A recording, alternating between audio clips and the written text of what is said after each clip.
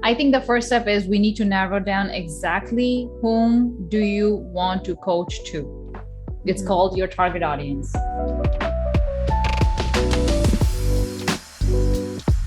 For me, I was always clear. It was always women with problems, relationship, married women, single women, but it was always women with problems, and what it could be mental or health problems. Once you have the exact target audience, you attract that target audience. When you have enough of that target audience and you're like, I'm overwhelmed, I have 2,000 clients. Now what do I do? Then, okay, I like to work with Black people. Then you're gonna add a new target audience. We start off this way, but you can always go broaden it later on. Are they male or female? So let's start with female. And then, as you grow your client base, then obviously you add male later on. What nationality, ethnicity do you feel comfortable working with? 20 to 30 female, Asian, and I literally wrote down Filipino because like attracts like. Your tribe will always like you more than any other tribe. And whenever it comes to business and being a coach, like for example, I have 80% Indian clients. I don't know why. I just attracted Asian, but Indian automatically, they just come to me because I guess I'm Indian. We need to learn behavior of Filipinos, and who wouldn't know most than you and me? You would know them more than me. So next we need to focus on, where do Filipinos in the Bay Area hang around? What are the places? What are the restaurants? What are some community centers? Are there any community centers? Yes or no? Finding your target client or your audience, you need to know where they hang around. What do they do? What's their lifestyle? What do they eat? And then we figure out what are their problems. So you got to figure out what are their issues. And why do you think Filipino girls have imposter syndrome? Because that's the problem you want to address, right? You want to address one problem. For now, just one. Later on, you can add to your bucket list. Like you can be like, oh, I'm good at this, I can add this one also. But you need to have some clients who have had success with you treating them with imposter syndrome. So why do you think, in your opinion, Filipinos or Filipino girls have imposter syndrome? Whatever you said is considered a pain point, okay? And that will be the next question. So whatever you said, Filipinos, they give a lot. And because of that, they feel they give a lot and they don't get everything back. So that's one of their pain points. Imposter syndrome is one of their pain points. Second pain point of Filipino girls or women they, like you said, they're always so nice. They're people pleasers. That's a problem. Okay, so you basically want to come up with at least a minimum of 5 pain points of these Filipino girls. Imposter syndrome is one, but what else do you think Filipino girls have? You want to come up with problems that are real problems that Filipinos, yes, they are real problems, but most women wouldn't want to address this issue because it's not hurting them. Makes sense? It's not to a point where it's hurting me and I'm so depressed because I just gave a fake compliment to a sister. It's not hurting them. So the pain points, whatever you come up with, need to be a little more on the emotional level. Do Filipinos suffer from something more than others? Do you know that? So basically, I'm asking you these questions because I literally want you to research on Filipino girls. You may not know some things. And you were like, oh yeah, this is what science says. And this is what the stats are. Research says this, research says that, Why do we need these stats? We are gonna tie it with your message. People need to know that you know yourself, and they need to know, wow, she talks a lot about Filipinos, and that's when they get attracted to you. But down the line, you will start posting content on Filipino stuff, for example, okay? Like stats shows this about Filipino girls and stats show that, and they'll be like, so all the right audience will be attracted to your feed.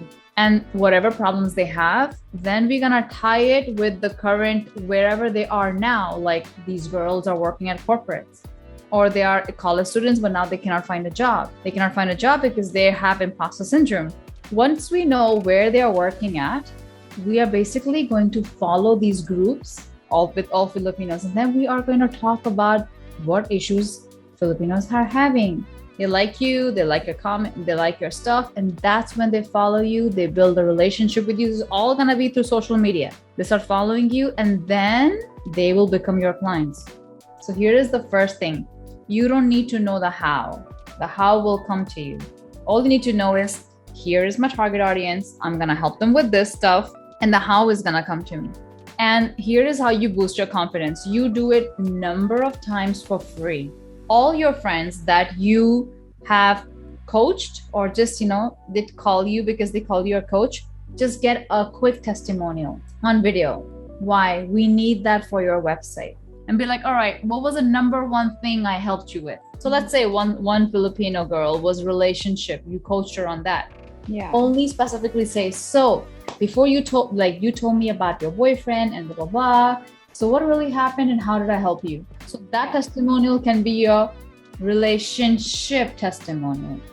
Let's say the next girl was about her mom. You can be like, relationship with mom. We need written testimonials where they are texting you stuff, and we need video testimonials. One tip will help you as you're a coach. Whenever someone talks to you and there's like, if they're talking to you like in a story, right? Our brains don't get it. So the best way to do it is when they just speak to you, you need to create it visually in your mind. So whenever you said your story, I literally created your own visuals, and I know your story by heart. When you listen to them, you look at them, but in your mind, start visualizing it. Like you create your own story for them. So they're saying it, but you need to make it into a mind movie. And of course, write it down. It's called journey of your client. When the client comes to you, you need to take them through a journey. And I want to see, you just need to create your own journey and put it in a format. Okay. And that format literally has to be this format. Session 1, blah. Session 2, blah. You gotta basically stick by that session, especially until they get results. When your client tells you they feel great, they are getting results. Sometimes they don't know that they got the results, but when they feel great, you need to acknowledge it. That's great, because remember you had this problem? So they are telling you that now they feel great, and they themselves are like, oh yeah, I had this problem, but that helped me. You can even ask them, like, in your conversation, how did that help you? And you're like, now I don't feel this anymore.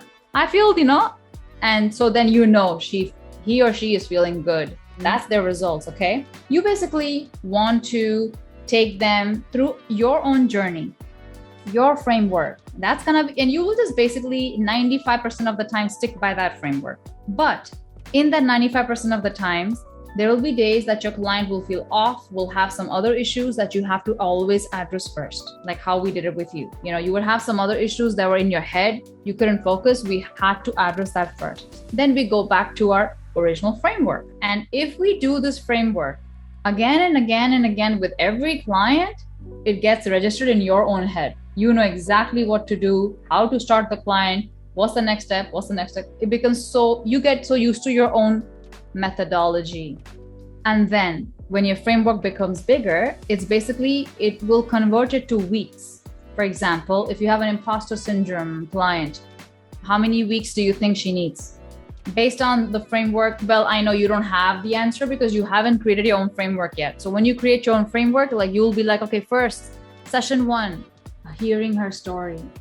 Also, as you're like doing your research on Filipinos or Asians, right? Like the problems that you want to solve, you want to go and reflect back on what problems have you solved already with your friends, and add that to your pain point list.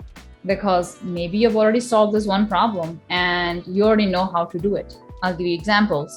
I help women with anxiety, depression, imposter syndrome, obesity.